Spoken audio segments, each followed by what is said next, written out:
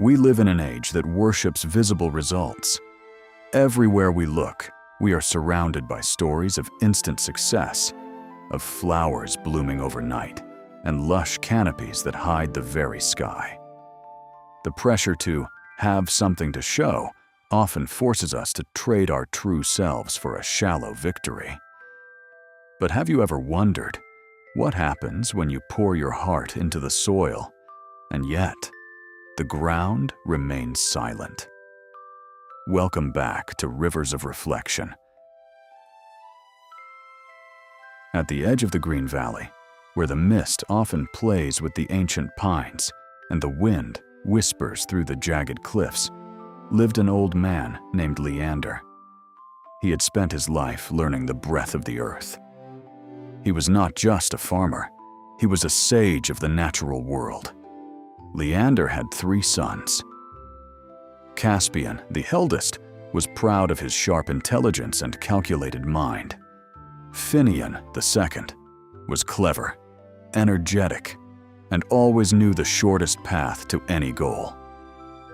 And Rowan, the youngest, as quiet as a hidden stream, who would sit for hours just watching a single sprout struggle through the fallen leaves. On a freezing winter day, as the first snowflakes began to settle on the eaves, Leander called his sons to a small room filled with the scent of burning wood and dried herbs. He took out an ancient oak box. Inside were 3 dark brown seeds, tiny, unremarkable, and seemingly ordinary.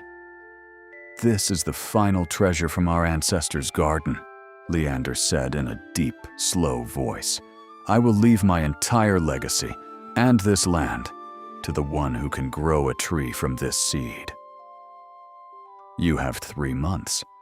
Caspian took the seed and immediately began to calculate. "This is a game of reputation," he told himself. "Father wants to see a magnificent tree, and I will give him exactly that." He secretly sought out merchants from distant lands and bought the finest seed money could buy, a species that grew at incredible speed, with leaves that shimmered like silver. He planted it in the richest soil and watered it with the purest spring water. Caspian believed that a brilliant result would overshadow any trace of deception. Finnian thought differently. He didn't want to waste time on the uncertainty of a tiny seed. "Results are the only thing people see," he said with a clever smile. He crushed the seed his father gave him, mixed it into the soil for appearances, then went to a nursery to buy a young plant that was already tall, green, and healthy. He skillfully transplanted it into his pot, disguising the base so perfectly that it looked as if it had just burst forth from the earth. And then there was Rowan. He held the seed with calloused hands, feeling the coldness of its hard shell. He dug a small, perfect hole in the patch of earth behind his house, gently placed the seed inside, and covered it like he was tucking a sleeping child into bed. Every morning, he went out to water it and shielded it from the biting winds.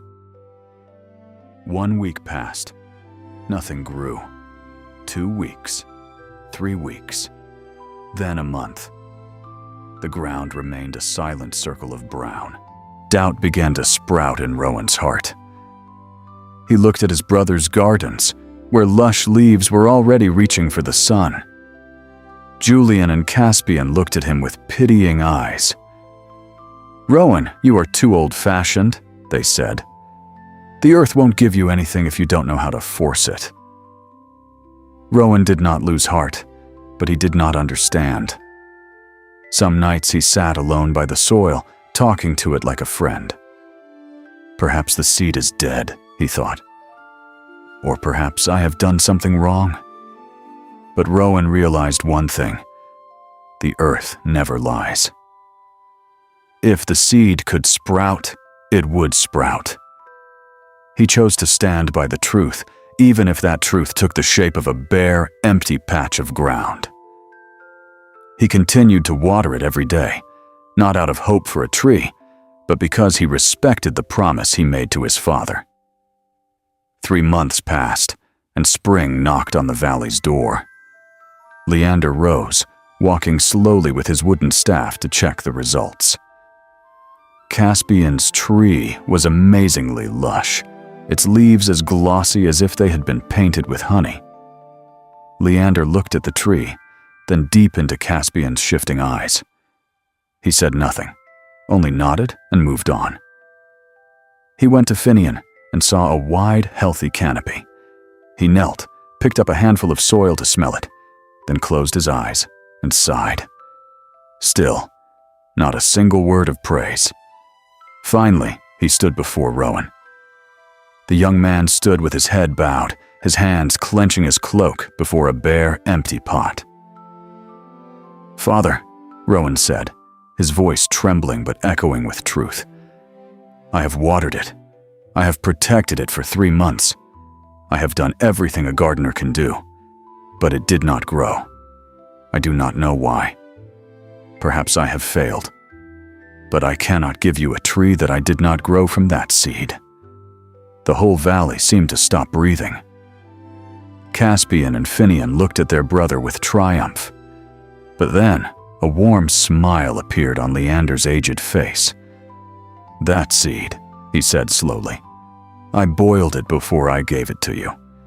It was never meant to grow." Caspian and Finnian froze in shock.